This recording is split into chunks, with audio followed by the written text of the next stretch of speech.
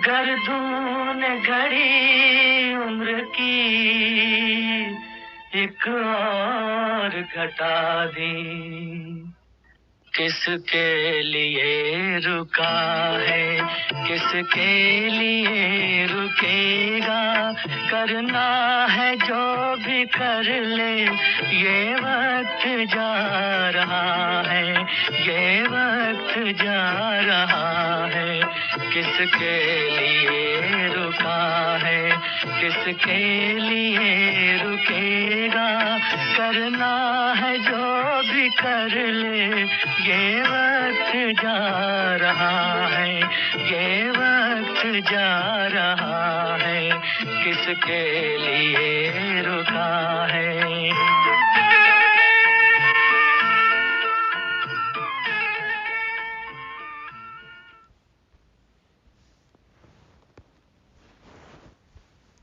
ओम शांति। पुरुषार्थ में कभी भी नहीं थकने वाले, अपनी श्रेष्ठ वृत्ति से वायुमंडल को श्रेष्ठ बनाने वाले निश्चय बुद्धि डबल सेवाधारी ट्रस्टीज को गॉडली मॉर्निंग। ये वक्त जा रहा है, वक्त किसी के लिए नहीं रुकता। तो क्या करना है अब इस वक्त? अपनी मंजिल तक पहुंचने के लिए तीव्र पुरुषार्थ तो करना ही है। बाबा आज सेवा करने के लिए भी कहते हैं। कैसे सेवा करनी है, बाबा उसकी युक्तियां बताते हैं। अभी कौन सा वक्त चल रहा है और आगे आने वाले वक्त में क्या क्या होगा, ये भी बाबा विस्तार से समझाते हैं।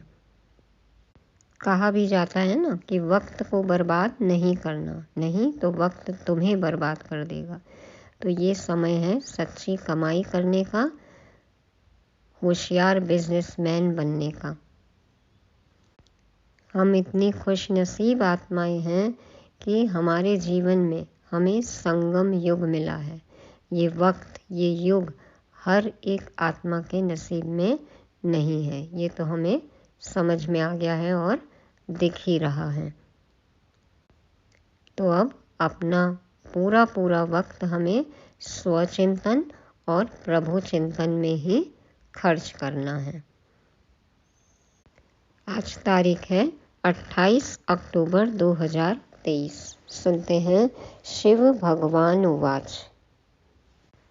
मीठे बच्चे, बेहद सर्विस के लिए तुम्हारी बुद्धि चलनी चाहिए।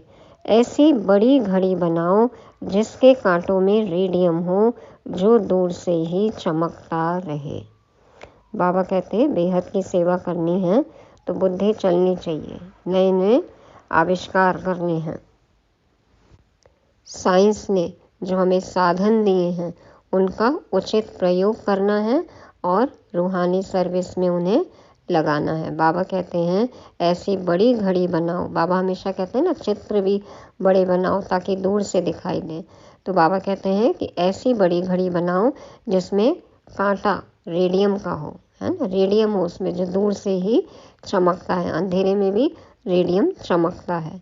तो बाबा कहते हैं सबका ध्यान जाएगा। और अभी तो न्यूयॉर्क में क्या किया है, घड़ी चालू कर दिए ना, उल्टा टाइमर दिखा रहा है कि दुनिया ख़त्म होने में कितना साल है। तो लगभग 6 वर्ष कुछ महीने उसमें बताते हैं। तो देखो साइंस भी अपना काम कर रही है। बाबा कहते हैं बच्चों को भी युक्तियाँ निकालनी चाहिए और नई नई रीति से सेवा करनी है, बेहद की सेवा। प्रश्न है सर्विस की वृद्धि के लिए कौन सी युक्ति रचनी चाहिए। बाबा उत्तर में कहते जो महारथी होशियार बच्चे हैं उनको अपने पास बुलाना चाहिए। महारथी बच्चे चक्कर लगाते रहें तो सर्विस वृद्धि को पाती रहेगी। इसमें ऐसे नहीं समझना चाहिए कि हमारा मान कम हो जाएगा। बच्चों को कभी भी देह अभिमान में नहीं आना चाहिए। महारथियों का बहुत बहुत रिगार्ड रखना चाहिए। जो सीनियर भाई बहन हैं उनके आने से, उनकी प्रेजेंस से ही कितनी सेवा हो जाती है। तो ये नहीं सोचना चाहिए कि वो आएंगे तो उनका नाम होगा, उनका मान सम्मान होगा, हमारा कम हो जाएगा। ये देह अभिमान नहीं होना चाहिए। उनको एक्सपीरियंस ज़्यादा है, अनुभवी है, तो उनको बुलाएंगे, वो जो सेवा करेंगे तो उसमें हमारा भी तो भाग्य बनता है ना। तो कभी भी ऐसा नहीं सोचना है कि किसी और दीदी या कोई भाई आए वो सेवा करे तो उनका मान सम्मान ज़्यादा होगा और हमारी पूछ कम हो जाएगी। तो बाबा कहते हैं सर्विस की वृद्धि के लिए महारथियों को पूरा मान सम्मान दे के, बुला के और सेवा करनी चाहिए। गीत तो हमने सुना ही कि वक्त जा रहा है। सुनते हैं क्या करना है अब जो बचा हुआ वक्त है उसमें। ओम शांति। घड़ी का नाम सुना तो बेहद की घड़ी याद पड़ी। यह है बेहद की घड़ी, इसमें सारी बुद्धि से समझने की बात है। उनका भी बड़ा कांटा और छोटा कांटा है। सेकंड का बड़ा कांटा चलता रहता है। अब रात के 12 बजे हैं, यानी रात पूरी हो फिर दिन शुरू होना है।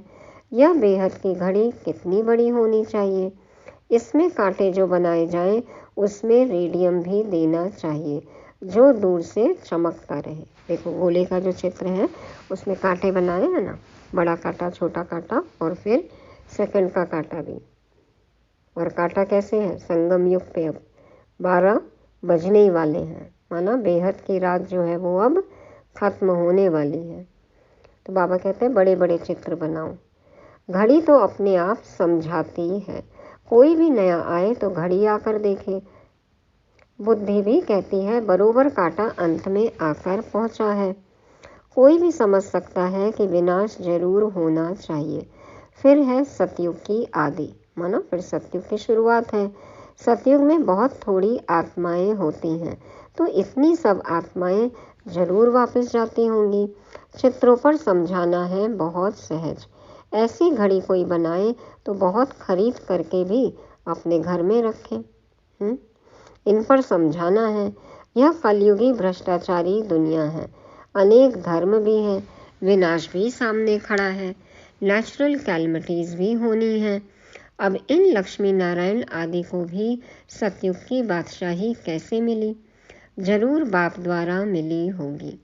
पतित पावन आते ही हैं पतित दुनिया में, संगम पर।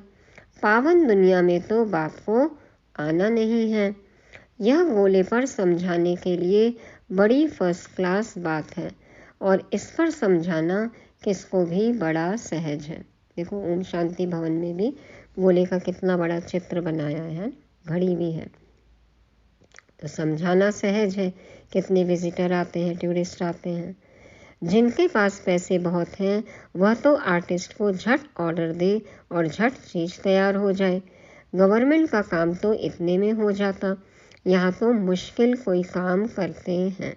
कोई अच्छा आर्टिस्ट चित्र बनाता है तो शोभता भी है। अच्छी चित्रकारी हो तो देखो चित्रों में आकर्षण भी होता है। आजकल आर्ट का मान बहुत है। कितने ऑक्शन होते हैं, कितनी महंगी महंगी पेंटिंग्स बिकती हैं। सब कलाएं हैं ना। डांस का आर्ट कितना दिखाते हैं। समझते हैं पहले ऐसे डांस होते थे, परंतु ऐसे कोई है नहीं। तो यह बेहद की घड़ी फट से बनानी चाहिए जो अच्छी रीति मनुष्य समझ जाए। कलर भी ऐसा अच्छा हो जो चमकता रहे। पतित पावन कोई मनुष्य तो हो नहीं सकता।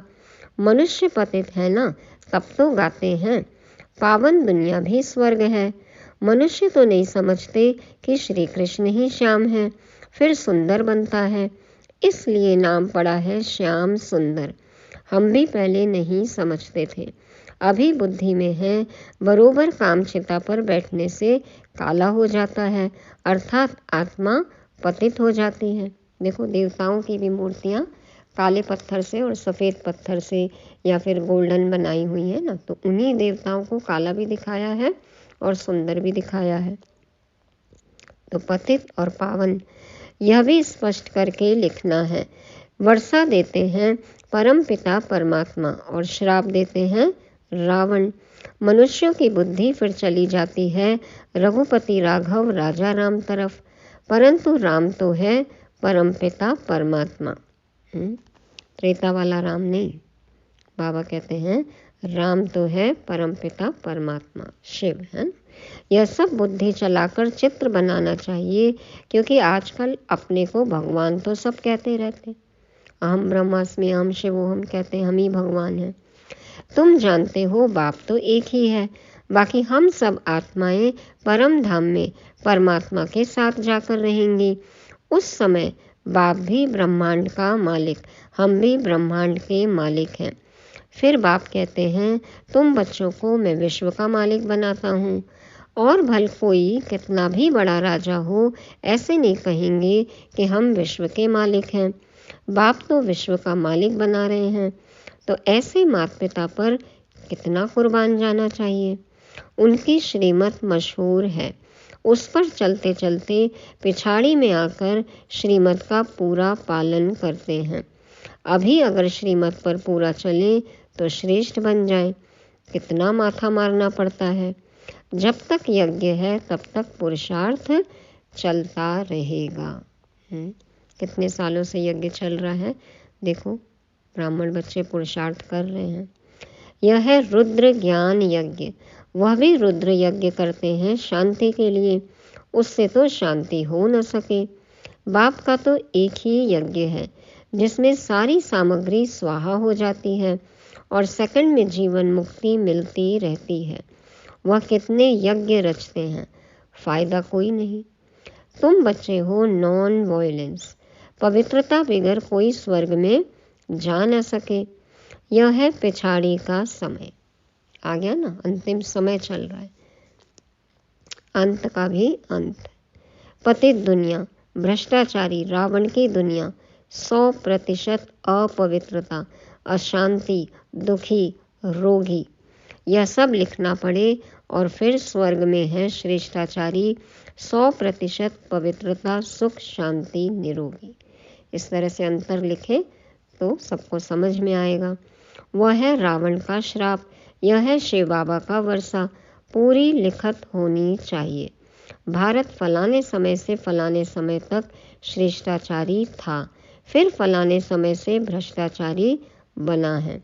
लिखत ऐसी हो जो देखने से समझ जाए, समझाने से भी बुद्धि में नशा चढ़ेगा। इस धंधे में ही रहने से फिर प्रैक्टिस हो जाएगी। वह सर्विस 8 घंटा करते हैं तो यह भी 8 घंटा करनी चाहिए। ये तो रूहानी गवर्नमेंट की सर्विस है ना। अपना काम धंधा भले ही 8 घंटे करो, बाबा कहते हैं ये भी 8 घंटे सर्विस करनी चाहिए। सेंटर पर बच्चियां जो हैं उनमें भी नंबरवार हैं। कोई को तो सर्विस का बहुत शौक है, जहाँ तहाँ भागते रहते हैं। कोई तो एक ही जगह पर आराम से बैठ जाते हैं, उनको ऑलराउंडर नहीं कहेंगे। महारथियों को तो कुछ समझते नहीं हैं, तो सर्विस भी ढीली पड़ जाती है। बहुतों को अपना अहंकार बहुत रहता है, हमारा मान हो, दूसरा कोई आएगा तो हमारा मान कम हो जाएगा। यह नहीं समझते कि महारथी तो मदद करेंगे, अपना अहंकार रहता है। ऐसे भी बुद्धू हैं। तो जो अहंकारी है वो कौन है? बुद्धू है। बाप कहते हैं सच्चे दिल पर ही साहिब राजी होता है। बाबा के पास तो समाचार सब आते हैं, सेवा का समाचार पहुंचता है, रिपोर्ट पहुंचती है। बाबा हर एक की रग को समझते हैं, नस नस को पहचानते हैं, भाव समझते हैं, बाबा वृत्ति समझते हैं। तो यह बाबा भी अनुभवी है, ब्रह्मा बाबा को भी सब पता है। तो यह गोले की समझानी बहुत अच्छी है। यह समझानी तुम्हारी निकलेगी तो तुम्हारी सर्विस बहुत अच्छी विहंग मार्ग की हो जाएगी। चित्रों से देखो कितनी सेवा हुई है। अभी तो चीटी मार्ग की सर्विस है, तो ये तो साकार मुरली है, लेकिन अभी भी सबको थोड़ी पता चला है कि भगवान धरती पर आए हैं। तो विहंग मार्ग की सर्विस तो अभी भी करनी है। अपने ही देह अभिमान में रहते हैं, इसलिए बुद्धि चलती नहीं। अभी यह है विहंग मार्ग की सर्विस। सर्विसेबल बच्चों का माथा चलता रहेगा, क्या क्या बनाना चाहिए। चित्रों पर समझाना बहुत सहज है। अभी कलयुग है, सतयुग स्थापन होता है। बाप ही सबको वापस ले जाएंगे। वहाँ है सुख, यहाँ है दुख, सब पतित हैं। पतित मनुष्य कोई को भी मुक्ति, जीवन मुक्ति दे नहीं सकते हैं। यह सब है भक्ति मार्ग की कारोबार सिखलाने वाले। सबकी दुकान चल रही है, सबका धंधा कारोबार चल रहा है। गुरु सब हैं भक्ति मार्ग के, ज्ञान मार्ग का गुरु कोई है नहीं। यहाँ तो कितनी मेहनत करनी पड़ती। भारत को स्वर्ग बनाने में जादूगरी का खेल है ना, इसलिए उनको जादूगर भी कहते हैं। भगवान से बड़ा जादूगर है कोई? श्री कृष्ण को कभी जादूगर नहीं कहेंगे। श्री कृष्ण को भी श्याम से सुंदर बनाने वाला वह बाप है। समझाने का बड़ा नशा चाहिए, बाहर में जाना चाहिए। गरीब ही अच्छा उठाते हैं। साहूकारों से उम्मीद कम रहती है, उनको अपना देह अभिमान भी रहता है, समय भी नहीं रहता। 100 गरीब तो 1-2 साहूकार, 5-7 साधारण निकलेंगे। ऐसे ही काम चलता है। धन की इतनी दरकार नहीं रहती। गवर्नमेंट ने देखो कितना बारूद बनाया है। हर देश में देखें रक्षा मंत्रालय पर कितना खर्च होता है। दोनों समझते हैं विनाश हो जाएगा, हम विनाश को पाएंगे, तब मलूक कौन बनेंगे? सब विनाश को पाएंगे, शिकारी कौन होगा? सभी शिकार हो जाएंगे ना, खुद शिकारी खुद शिकार हो जाएगा। कहानी है ना, 2 बिल्ली लड़े, मक्खन बीच में बंदर को मिल गया। श्री कृष्ण के मुख में मक्खन दिखाते हैं, तो विश्व की बादशाही किसके हाथ आएगी? हम बच्चों के हाथ में। तो बाबा कहते हैं यह स्वर्ग रूपी मक्खन, यह बातें मुश्किल कोई समझ सकते हैं। यहाँ 20-25 वर्ष रहने वाले भी कुछ नहीं समझते। पहले पहले भट्टी बनी, उसमें कितने आए कितने चले गए। यज्ञ का इतिहास पढ़ें, कितने आए गए, कोई जम गए हैं। ड्रामा में कल्प पहले भी ऐसे ही हुआ था, अब भी ऐसे हो रहा है। चित्र जितने बड़े होंगे उतना कोई को भी समझाना सहज होगा। लक्ष्मी नारायण का चित्र भी जरूरी है। झाड़ से पता पड़ता है भक्ति कल्ट कब से शुरू होता है। ब्रह्मा की रात 2 युग, फिर ब्रह्मा का दिन 2 युग। मनुष्य तो समझते नहीं, फिर कहेंगे ब्रह्मा तो सूक्ष्म वतन में है, परंतु प्रजापिता तो जरूर यहाँ ही होगा। कितने गुह्य राज हैं जो शास्त्रों में तो हो नहीं सकते। मनुष्यों ने सब उल्टे चित्र देखे हैं, उल्टा ज्ञान सुना है। अभी तक जो सुनते समझते आए सब कुछ उल्टा। ब्रह्मा को भी बहुत भुजाएं दी हैं। यह जो भी शास्त्र आदि हैं वह सब है भक्ति मार्ग की सामग्री। यह कब से शुरू होती है दुनिया नहीं जानती। मनुष्य भक्ति कितनी करते हैं, समझते हैं भक्ति बिगर भगवान मिल नहीं सकता। भक्ति से भगवान मिलता है या ज्ञान से, समझ से? भक्ति पूरी होती है तो भगवान आकर देते हैं ज्ञान। भगवान आकर ज्ञान दे रहे हैं, उसके बाद भी यदि भक्ति चल रही है तो क्या भगवान को पाया? लेकिन जब पूरी दुर्गति हो तब तो भगवान मिलेगा सदगति के लिए। यह हिसाब किताब तुम जानते हो।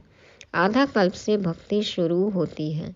बाप कहते हैं यह वेद, उपनिषद, यज्ञ, तप आदि सब हैं भक्ति मार्ग के। यह सब खत्म होने हैं, सबको काला बनना ही है, फिर गोरा बनाने बाप को आना पड़े। देखो कैसा फेयर एंड लवली ज्ञान लेकर बाबा आते हैं और सबको फेयर एंड लवली बनाते हैं सत्य ज्ञान से। बाप कहते हैं मैं कल्प के संगम युगे युगे आता हूँ, न कि युगे युगे। दिखाते हैं कच्छ अवतार, मत्स्य अवतार, परशुराम अवतार, यह भगवान के अवतार हैं। फिर पत्थर भित्तर में भगवान कैसे हो सकता है? क्या क्या दिखाते हैं ना। मनुष्य कितने बेसमझ हो गए हैं, बाप ने आकर कितना समझदार बनाया है। अभी भी बुद्धूपना कर रहे हैं या समझदारी आ गई? महिमा भी करनी पड़े। परम पिता परमात्मा ज्ञान का सागर, पवित्रता का सागर है। श्री कृष्ण की यह महिमा हो नहीं सकती। श्री कृष्ण के भक्त फिर श्री कृष्ण के लिए कह देते हैं कि सर्वव्यापी है। कितना चटक पड़ते हैं। उनसे निकालकर फिर बाप का परिचय देते हैं। सब आत्माएं भाई भाई हैं, सब फादर थोड़े ही हो सकते हैं। फिर याद किसको किया जाता है? सब कितने कट्टर हैं देखो अपने मानने वालों में। अपने इष्ट देवी देवता को जो मानते हैं वो दूसरे को नहीं मानते, और एक तरफ कहते हैं मैं भी फादर तू भी फादर। फिर कौन करे किसका आदर? इसीलिए सब लड़ रहे हैं। तो फादर तो एक है, आत्माएं भाई भाई हैं। तो बाबा कहते हैं फिर किसको याद करते हो? सब भगवान है, सब फादर है। तो गॉड फादर को बच्चे याद करते हैं। समझाने वाला भी बेहद बुद्धि वाला चाहिए। बच्चों की बुद्धि हद में फंस पड़ती है, एक जगह ही बैठ जाते हैं। बिजनेसमैन जो होते हैं वह बड़ी बड़ी ब्रांचेस खोलते हैं, है ना, कारोबार अपना फैलाते हैं। जितना जो सेंटर्स खोले वह मैनेजर अच्छा। फिर सेंटर पर भी मदार है। यह है अविनाशी ज्ञान रत्नों की दुकान। किसकी? कौन है मालिक? ज्ञान सागर की। पॉइंट तो बहुत हैं जो धारण कर समझानी है। सभा में चित्र रखे हों जो सब देखें। घड़ी का चित्र बहुत अच्छा है, सृष्टि चक्र का चित्र। इस चक्र को जानने से चक्रवर्ती बनेंगे। स्वदर्शन चक्रधारी बनना है। घड़ी पर समझाना बहुत सहज है। कितने पुराने बच्चे लायक ही नहीं बनते, अपने को मियाँ मिट्ठू समझ बैठते, फालतू खुश होते। सर्विस नहीं करेंगे तो कौन समझेंगे कि यह दानी है। दान भी अशरफियों का करना चाहिए या पाई पैसे का। यह चित्र अंधों के आगे आईना है, अज्ञानियों के आगे आईना है ना। आईने में अपना मुख देखेंगे। पहले बंदर की शक्ल थी, अभी मंदिर की शक्ल बन रही है। मंदिर में रहने लायक बनने का पुरुषार्थ करना है। अब जो वक्त है उसमें क्या करना है? मंदिर में रहने लायक बनने का पुरुषार्थ करना है।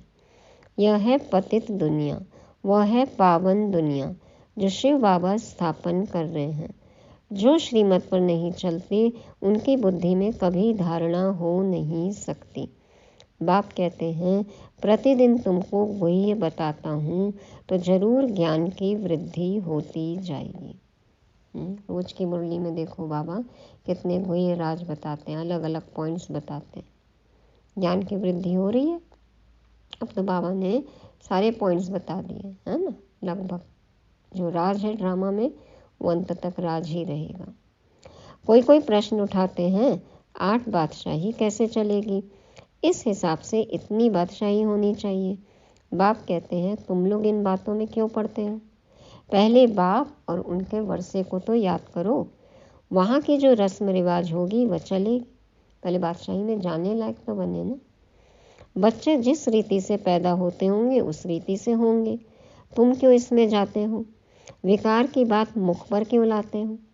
यह चित्र किसको सौगात में देना बहुत अच्छा है। यह गॉड फादरली गिफ्ट है। ऐसी ईश्वरीय गिफ्ट देनी चाहिए जिससे लोगों की बुद्धि का ताला खुले। ऐसी गॉड फादरली गिफ्ट कौन नहीं ले जाएंगे? क्रिश्चियन लोग और किसका लिटरेचर आदि नहीं लेते, उनको अपने धर्म का नशा रहता है ना। उनसे ज्ञान नहीं लो तो आपसे संपर्क भी न रखें। सब अपने अपने धर्म में, अपने अपने मठ पंथ कल्ट में कट्टर हैं। बाप तो कहते हैं देवता धर्म सबसे ऊंच है। वह समझते हैं कि हमको इन क्रिश्चियन से बहुत पैसे मिलते हैं, परंतु यह तो ज्ञान की बातें हैं। जो ज्ञान उठाते हैं वही बाप से वर्षा पाते हैं। शिव भगवान वाच है ज्ञान से ही वर्षा मिलेगा। और ज्ञान भी कहाँ से लेना है? एक भगवान की दुकान से, डायरेक्ट भगवान से। अच्छा, मीठे मीठे सिक्के लदे बच्चों प्रति माता पिता बाप दादा का याद प्यार और गुड मॉर्निंग। रूहानी बाप के रूहानी बच्चों को नमस्ते। हम रूहानी बच्चों के रूहानी बाप दादा को याद प्यार, गुड मॉर्निंग और नमस्ते। शुक्रिया बाबा, शुक्रिया। धारणा के लिए मुख्य सार। पहला पॉइंट, विश्व का मालिक बनाने वाले माता पिता पर दिल से कुर्बान जाना है। उनकी श्रीमत पर अच्छी रीति चल श्रेष्ठ बनना है। दूसरा, अपनी दिल सदा सच्ची रखनी है, अहंकार में नहीं आना है। अशरफियों का दान करना है, ज्ञान दान करने में महारथी बनना है। 8 घंटा ईश्वरीय सर्विस जरूर करनी है। वरदान है, सर्व प्राप्तियों की अनुभूति द्वारा माया को विदाई दे बधाई पाने वाले खुशनसीब आत्मा भव।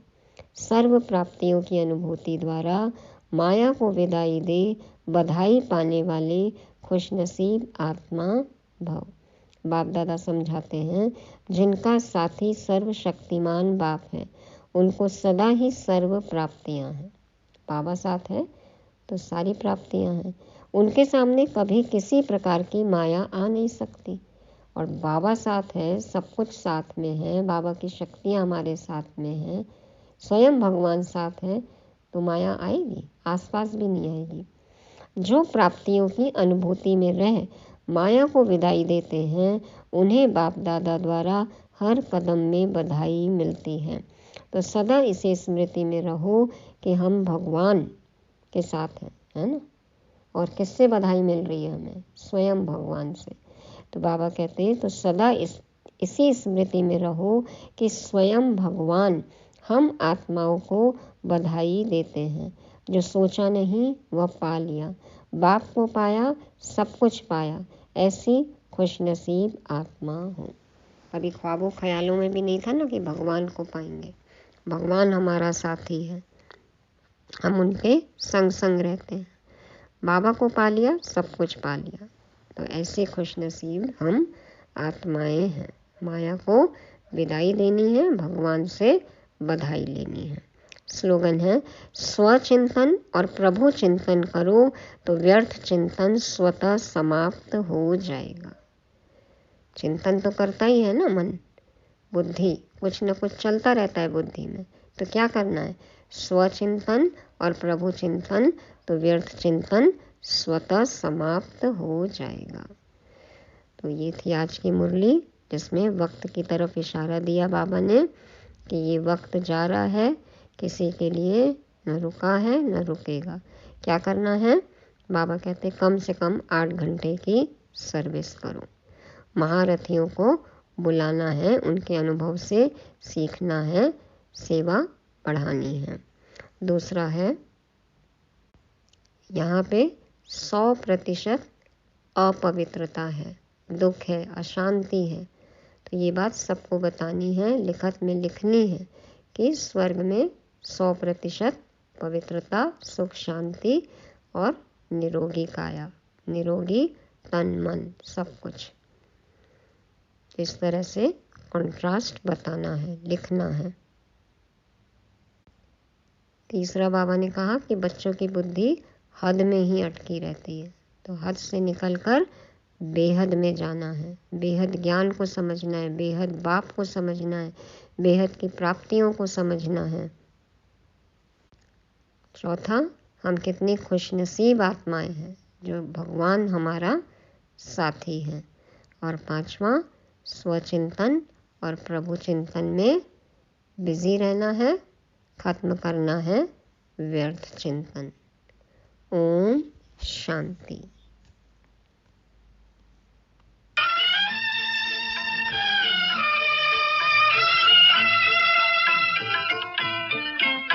पानी का बुलबुला है इंसान की जिंदगानी, दम भर का ये फसाना, पल भर की ये कहानी। हर सांस साथ अपने पैगाम ला रहा है, हर सांस साथ अपने पैगाम ला रहा है। करना है जो भी कर ले, ये वक्त जा रहा है, ये वक्त जा रहा है। किसके लिए रुक